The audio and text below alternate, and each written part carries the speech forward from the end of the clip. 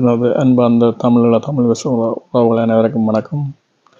என்ன சொன்னால், இப்போ மேங்கோ மேஷன் சொல்லி மிருசுவில் ஒரு இது இருக்குங்கிற லண்டனில் இருக்கிற ரெண்டாம் வச்சுக்கிற அந்த வந்து அது நல்ல ஒரு உல்லாசம் குடி மாதிரி கட்டியிருக்கு, நல்ல அழகாகவும் இருக்குது, நல்ல மேங்கோ மேன்ஷன். அவர் வந்து 50,000 ரூபா கொடுக்குறார் சம்பளம் அங்கே தைக்கிறாங்க காசுக்கு.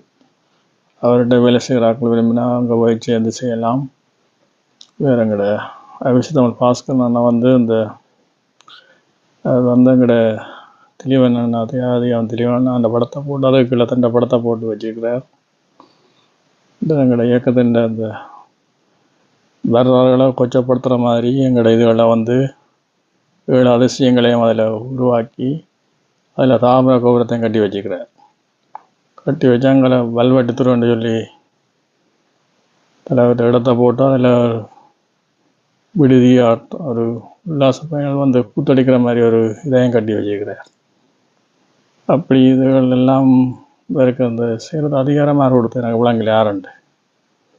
அந்த இடங்கள்லாம் சில பேர் வந்து நான் அவரை போனாலும் இப்போ 2 போய் சந்திச்சினான். அந்த சும்மா அதாச்சுன்னா நான் கேட்டேன், நாங்கள் கில்ஸ்ன்னு சொல்லி எங்களோட வெஜிடபிள்ஸ் ஃப்ரூட்ஸ் எல்லாம் கொண்டு போய் அங்கே வந்து கில்ஸ்ன்னு சொல்லி இதில் கழுவி வெளிநாட்டுக்கு இங்கே குழம்புக்கு ஏற்றுறாங்க இந்த மரக்கறிகளை. அப்போ அந்த இதில் யார் இப்போ எங்கட உள்ள மக்கள் அப்போ அவைகளுக்கு சாப்பிட்டு மிச்சத்தான் நாங்கள் ஏற்றுமதி செய்யலாம்.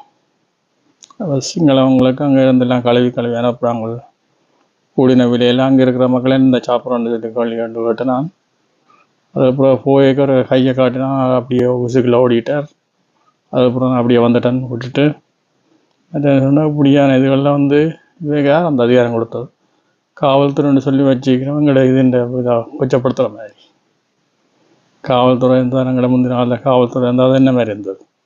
அதை நாங்கள் வீதிகளில் வந்து ஒயிட் க்ளவுஸ் போட்டு மக்களை சைகை ஆட்டுவோம். என்ன அப்படியான சில நல்ல விடயங்களெல்லாம் செய்த நாங்கள் காவல்துறைன்னு சொல்லி நிறைய நல்ல உள்ளங்கள் இருக்காங்களே. இங்கே லண்டனில் எத்தனை அண்ணன் இருக்கிறார். அவர் வந்து அங்கே சின்ன ஜீவனாம்பள்ளின்னு சொல்லி இங்கே எங்கே திருவண்ணாமலைக்கு இல்லை எங்கேயோ வவுனியாவில் ஜீவனாம்பள்ளின்னு சொல்லி ஒரு இதுக்கு சின்ன பிள்ளைகளுக்கு வச்சு படிப்பிச்சு அவருக்குரிய ஒரு குழந்தைக்கும் ஒரு 2,000 ரூபா அப்படி அங்கத்தை காசை அவர்கிட்ட பேங்கில் போட்டு கொண்டு வரார். அப்பாக்களையும் கனவுன்னு சொல்லி அப்படியும் காவல்துறையில் இருந்தவர்கள் செய்கிறார்கள். வேறு இப்படி என்னென்று செய்கிறதுன்னு தான் எனக்கு ஒரு கேள்விக்குறியாக இருந்தது. அதெல்லாம் இவர்கிட்ட போன தடயங்கள்